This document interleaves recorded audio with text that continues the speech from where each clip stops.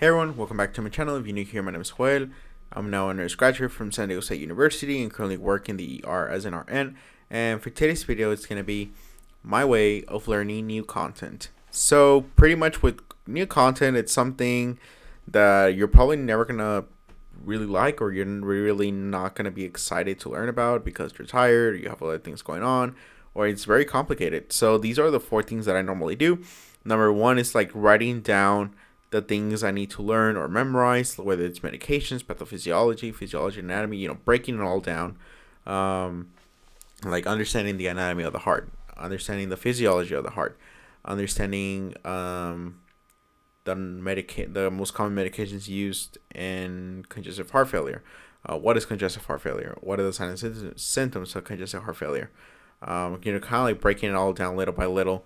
And you're going to be seeing that they're more manageable tasks. You have pretty much a goal, and you can tackle it like a checklist, and then you'll be done in a simpler and more organized way. Number 2 is using mnemonics for memorization. So there's a lot of them that there's out there regarding different subjects and concepts. But like for instance, when it came to like physiology, when I was doing like cranial nerves, and during the assessment portion of nursing, you have like you have like 12 different cranial nerves. So with me, it was really hard in order for you to memorize them, or at least learn like the order that it comes in. So with me, I was like searching a lot of videos and like anything on YouTube or anything on the web, and then there was one that I saw that it was kind of like a mnemonic with like Harry Potter and explaining pretty much the cranial nerves in the order. So I believe it was like on they traveled and they found Voldemort guarding very ancient Horcruxes. So the first letter of each word represents one of the cranial nerves, especially like in that order. And that made it easier for me because since I'm a really big fan of Harry Potter and I had to study the cranial nerves, it was kind of like a perfect fit. So really try and find one, and if you can, just try and like come up with one. So yeah, that's pretty much it. Number 3 would be active listening on YouTube videos and during lectures. So really pay attention during lectures. I know it can be hard with some professors, and if you see like they're pretty much monotone, and they just read from the slides, whenever they say anything that is off the slides, that's when you should really pay attention to them. So you can write notes on that. But if it's just a slide thing, it really doesn't matter because you can just review it at home. But YouTube videos, they really explain a lot of the things that we have to study for. And they have good mnemonics, they have good explanations. So really actively listen. And if you feel like you're dozing off, just pause the video, take a 5-minute break, and then just go at it again.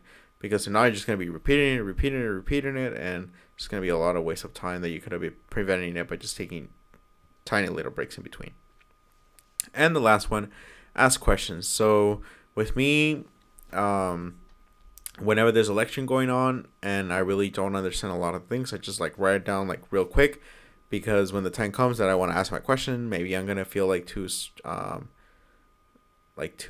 embarrassed or too shaky, and I'm gonna feel nervous, so I might forget like the wording. So I would just like write it down immediately whenever it comes to my brain, and then once they ask like, oh, any questions, then I would just ask like the 2 questions I have in that specific way that I wrote it, and I would just read it off, and it's gonna be coming out a little bit better than just like me trying to wing it, with all the anxiety of like everyone being quiet and just listening to me in the middle of class.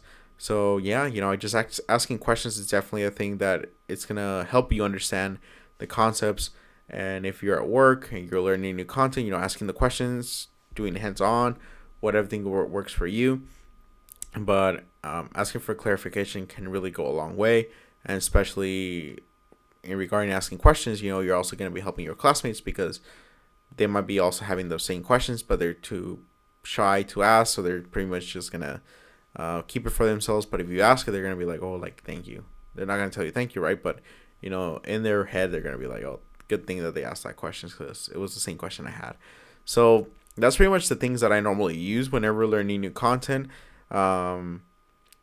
But yeah, pretty much like my main MVPs is like watching YouTube videos with active listening, asking a lot of questions, and using mnemonics whenever I can, because there's a lot of things we have to learn. There's a lot of things that we forget as well because we really don't practice it or see it.